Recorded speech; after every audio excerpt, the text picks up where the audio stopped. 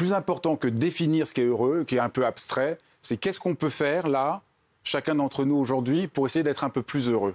Voilà, ça, je pense que c'est ça la vraie question, parce qu'après, on va se perdre dans des trucs philosophiques. Et qu'est-ce qui nous empêche d'être heureux aujourd'hui? De prendre le temps de se demander, peut-être on se met trop la pression, peut-être on sent coupable, on a l'impression de ne pas en faire assez. Et donc de se voir à quel point on finit par croire plein de choses qui nous empêchent de revenir à tout ce qui est déjà heureux dans notre vie, qu'on ne s'autorise pas à reconnaître, à aimer. Donc je pense que c'est peut-être déjà la première chose. Mais si on est concret, il y a des gens, voilà, c'est très compliqué, le 15 du mois, et ils ne savent plus trop bien comment finir le mois. Est-ce qu'on peut dire à ces gens-là... Ça, c'est bien. Est-ce qu'à ces gens-là, on peut dire, ben voilà, franchement, c'est la merde, on ne va pas se mentir, mais il y a peut-être un moyen d'essayer de voir les choses plus positivement. J'ai un doute, mais... Si on attend, pour être heureux, que tout aille bien... Moi, c'est ce que mon père me demandait souvent, est-ce que tu es heureux? Et je me souviens, surtout, je m'angoissais, je me disais, mais j'avais tout de suite l'image du couple au bord de la piscine, tout souriant, heureux, les enfants courent faire leurs devoirs, il pleut jamais. Ben, ça, c'est pas dans la réalité. Dans la réalité, ça n'arrive pas. Donc, il faut peut-être se libérer de cette idée que pour être heureux, il faut que tout soit parfait. Et pour tout le monde.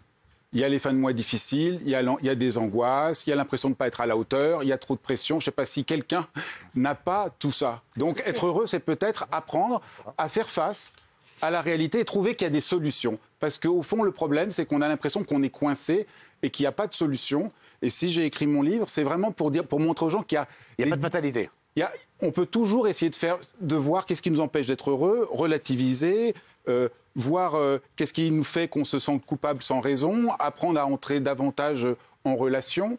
Je crois que ce qui nous empêche d'être heureux, c'est l'idée qu'il faudrait être dans le contrôle total. On correspond à cette image parfaite. Alors, Roro, est-ce que vous êtes heureux? Moi, je suis heureux et je me retrouve un peu dans ce que dit Fabrice, parce que j'ai appris en fait, même dans la difficulté, à chercher ce qui est bien, et puis me contenter de ce que j'ai surtout. Et par contre, j'ai appris quelque chose, parce qu'on parlait le 15 du mois, justement. On dit que l'argent ne fait pas le bonheur. Et ça, j'ai un peu de mal avec cette phrase, justement. Alors, parce que l'argent ne fait pas le bonheur, certes, mais aujourd'hui, sans moyens, c'est très compliqué quand même. Si on est très malade, c'est difficile d'être heureux. Si on n'a pas d'argent, c'est difficile d'être heureux. Si on se fait quitter par son conjoint, c'est difficile d'être heureux. Donc la question, c'est comment on fait pour... Alors, comment faire? Ça dépend. Parce que... Quand on a les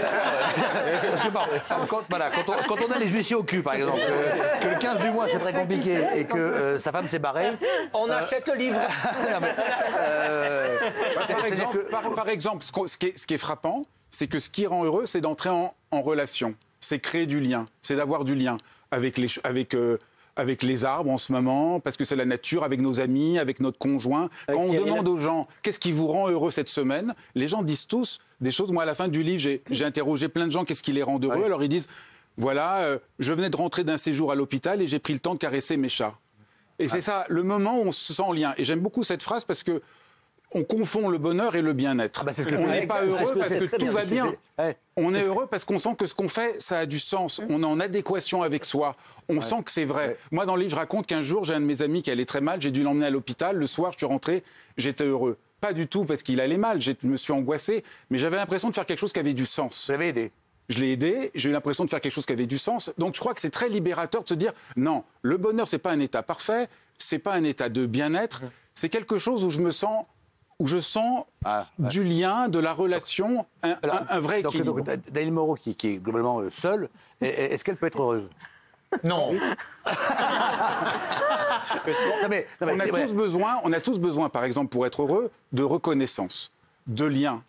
Depuis, on est des animaux sociaux et quand on ne sent pas du tout de reconnaissance, quand les gens ne nous parlent pas, quand on se sent méprisé, c'est très difficile. Mais comment on peut apprendre pour soi-même de devenir son propre ami? Comment on peut se donner à soi-même de la reconnaissance? Beaucoup de gens... Est-ce qu'on peut être heureux sans amour?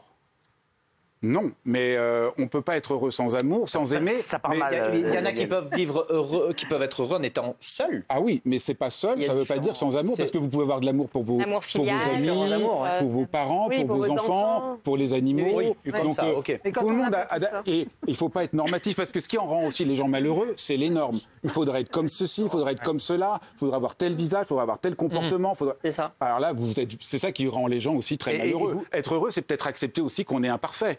On est Accepter qu'on est imparfait. des êtres humains. C'est pour ça que je suis heureux. Hein. On est tous imparfaits. Personne n'est Alors une moi, je me machine. trouve personnellement parfait. Oui, mais vous êtes l'exception. Mais il n'est pas heureux. Ça, là, Alors, et vous parlez aussi du rôle du doudou. Oui. Alors, le doudou, moi, j'en avais un quand j'étais petit. Putain, moi je l'ai encore. J'appelle ça ma doudoune, d'ailleurs. C'est une petite peluche qui a fini... À la poubelle En fait, comme elle sentait Elle le était pipi toute beaucoup, ma mère, un chuchotée. jour, elle a voulu la laver dans le lave-linge. Tu l'as Et là, la Ça peluche, pleurait. elle s'est... Voilà. En fait, elle est morte, Elle la avait des peluche. petits yeux. Et là, j'étais très malheureux comme ma peluche. Elle a été noyée par ma mère dans la machine à laver. Ce que j'essaie de montrer en parlant de ça, c'est l'enfant a besoin d'un doudou pour sentir en sécurité. Nous, on est adulte, c'est plus un doudou, mais qu'est-ce qui nous permet sa de- femme. Ah, mais ça, de c'est sentir vrai. de la sécurité qu'on a tous besoin. On vit dans un monde qui est anxiogène. Et je donne plein de conseils pour voir comment faire de chez soi, comment trouver sa place, comment trouver des points d'ancrage qui nous donnent cette sécurité qui fait qu'on a moins peur du risque et de l'aventure. Et l'être humain, pour être heureux, il a besoin de deux choses. Un espace de sécurité et de confiance et pouvoir faire des choses, partir à l'aventure risquée. Et c'est l'équilibre entre les deux qui rend heureux. Quelle C'est est vrai, il y a des petites- oui, Ouais, il y a des madame. petites choses parfois qui apaisent ou qui font du bien. Moi, par exemple, j'ai une photo de Jacques Toja, un acteur qui est extrêmement beau. C'est l'homme le plus beau pour moi de la Terre. Et Comment il je s'appelle le regarde Jacques et ça Togin. m'apaise. Jacques Togin. Alors, si Jacques vous trouvez Togin. une photo de Jacques Ah, mais Togin... vous allez voir, Ah oui, c'est tu vois pas, magnifique. c'est- C'est le plus beau mais- de la Terre. Il y avait Et pas la ça photo à m'apaise l'époque. et je vous jure que ça me fait du bien en Oui, ce moment. il faut J'ai- tous j'ai un- trouver nos Une photo points. de Jacques Voilà. Togin. Non, chacun pour soi. Faut pas se moquer. On a tous des choses un peu absurdes qui nous aident à nous ancrer. Ça peut être une plante, ça Voilà, peut ça être. peut être un Et animal, qu'est-ce mais qui moi, nous c'est aide Jacques Et donc, ce qui est important, c'est de sentir qu'il y a toujours quelque chose qu'on peut faire très simple qui nous aide à voir que on peut retrouver du souffle, on peut retrouver de l'espérance, on peut retrouver de la lumière. Et c'est ça que j'essaye de montrer parce que beaucoup de gens ont l'impression qu'ils sont foutus, qu'ils sont enfermés dans leur histoire. Beaucoup de gens ont vécu des histoires difficiles. Moi, j'ai eu une enfance difficile. Des fois, on a l'impression que j'ai pas été aimé, j'ai vécu un trauma, je suis foutu pour toujours. Et je voulais montrer, non, il y a pas de, on n'est pas foutu. Il y a toujours la possibilité de faire quelque chose, de transformer nos C'est difficultés. Cyrulnik qui avait donné. Enfin, Boris qui avait donné- Cyrulnik. Voilà, qui La avait donné résilience. cette. Vous, décidément, vous le mettez vraiment la barre très très haut quand même, à chaque Je fois. suis largué, moi, aujourd'hui. Hein. Oui, c'est compliqué, oui. Non, allez-y. mais qui était voilà, qui a un des premiers qui a, on va dire, démocratisé la notion de la résilience. Et effectivement, j'imagine que pour toi, ça te parle énormément parce que C'est dans l'air. les épreuves et voilà, et se dire que ça a un sens aussi. Oui, on n'est jamais enfermé dans quoi que ce soit. Il y a toujours le bonheur est un mouvement, la vie est un mouvement, et apprendre à rentrer dans le mouvement, c'est trouver des manières d'être apaisé, de sortir des. Un peu à la Mandela aussi, voilà, de se Voilà. dire ce Alors, que- je vais demander aux chroniqueurs, qu'est-ce qui vous rend heureux, vous, Roro? Ou plutôt, qu'est-ce qui vous a, si je peux faire, qu'est-ce qui vous a rendu heureux dans les 15 derniers jours, un moment qui vous a rendu heureux? Dans les 15 derniers jours. Oui. Ouais, non, mais qu'est-ce qui vous a Ou la rendu semaine heureux? dernière. Un moment de joie. Qu'est-ce qui vous a rendu heureux? Moi, j'avoue, j'ai de la chance. J'arrive à trouver tous les jours quelque chose qui me rend heureux. Donc Ah voilà. bah oui, ça, ok. c'est une des techniques de monsieur. Ouais, c'est Voilà. ça. Bah, pour moi, le bonheur, ça se construit. Hein. Ça c'est tombe pas clair. du Voilà. ciel. Le Ça bonheur, tombe pas ça du se ciel, ça se construit. Eh ben, je savais que j'allais venir à l'émission. Voilà. Ah bah, c'est tout me bête, voir, mais voilà. ça, c'est un grand bonheur. Très content de venir. Voilà. Imagine. Vous, Moi, c'est mon chien qui remue la queue de plus en plus souvent. C'est vrai, parce qu'il était vieux, enfin il est très vieux, il a 15 ans et demi. Il habite en appartement, et là maintenant je suis en bergerie, il va dans la montagne, il y a d'autres chiens, des moutons, etc. Et du coup, je vois qu'il a une nouvelle jeunesse, il remue la queue. c'est vrai que Voilà, votre chien, il est heureux. il se traînait, hein. Franchement, il Ouais, il était... se traînait, et maintenant, et là, il retrouve Et une vous voyez, jeunesse, ce donc qui est je beau, suis c'est content. qu'on voit que c'est le fait d'entrer en lien, en résonance. Ah, vous oui, êtes touché par l'animal est touché par vous, il crée un lien. Quand on demande à la plupart des gens qu'est-ce qui rend heureux, on va dire voilà, c'est ceci, il faut potentialiser ceci, il faut mieux contrôler ceci. On est toujours dans le contrôle. Mais quand on écoute les gens comme nous, on voit que c'est pas du tout ça. C'est le fait d'être touché, de sentir que ça a du sens. Et je crois que c'est en fait un grand changement de paradigme. On va demander, alors vous, Amélie. Moi, quelque chose, je crois, le plus naturel en tant que maman, franchement, ce qui me rend heureuse le soir, vraiment, quand j'ouvre la porte, je suis hyper heureuse de retrouver mon fils. Bien sûr. Le lien, encore une fois, c'est le lien. Alors, quand vous ouvrez la porte, qu'il n'y a personne, Daniel Moreau. Ah si, votre mère, mais oui, c'est votre bonheur, vous ça. Vous verriez quand elle me dit « Ah, maman, tu es là » parce qu'elle m'appelle maman maintenant, ça me rend heureux parce qu'elle a l'air tellement heureuse de me retrouver tous les soirs. Encore une fois, c'est le lien d'amour, c'est le lien de la relation. Et c'est sûr qu'on oublie ça. On est tellement pris toutes nos journées par « il faut que je contrôle davantage les choses, j'ai trop de pression, je fonce davantage », alors qu'il y a des remèdes anti-burnout qui sont très simples à mettre en place. Alors, Jean-Pascal, qui est toujours très voilà, qu'est-ce qui vous rend heureux? Ah non, mais ça vous paraît bizarre, mais moi, je suis l'homme le plus chanceux du monde parce que tous les matins, je me lève et je me dis, je suis en bonne santé. Et je me lève et c'est tout. Et je suis hyper... Non, mais c'est pas une connerie, Sacha. Ah non, mais Sacha, alors je vais te dire, Sacha. Je me lève le matin, j'ai la chance de voir les montagnes chez moi, etc. Je me lève le matin, je me dis, putain, on est bien. Et bien, ça me rend heureux. Moi, je me dis, mes enfants. Quoi, mais c'est vrai, ils ont pas faim, ils ont pas soif. Je suis l'homme le plus heureux du monde.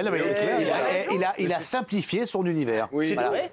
C'est aussi avoir de la gratitude. Moi, franchement, c'est ça.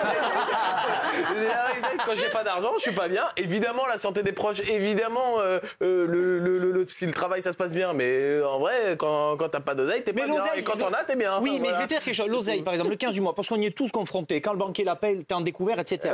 Oui, mais si on t'annonce qu'on te dit, il te reste 6 mois à vivre. Le problème de l'argent, le problème de l'argent, tu vas pas avoir de problème, tu vas te dire, je vais pas pouvoir résoudre la maladie, tu ne peux pas la résoudre. Mais tu trouves toujours des solutions. Et vous savez, il faut juste accepter. Vous m'avez tendu une perche, je voudrais parler d'argent. Oui. On va en parler dans un instant. D'ailleurs, niveau argent, je pourrais prendre le livre. Non, mais je vais te l'offrir. Si vous voulez améliorer votre univers et en fait prendre les choses du bon côté, je ne saurais que trop vous recommander le livre de Fabrice Midal. Voilà tout ce qu'il faut connaître pour être heureux. Merci beaucoup.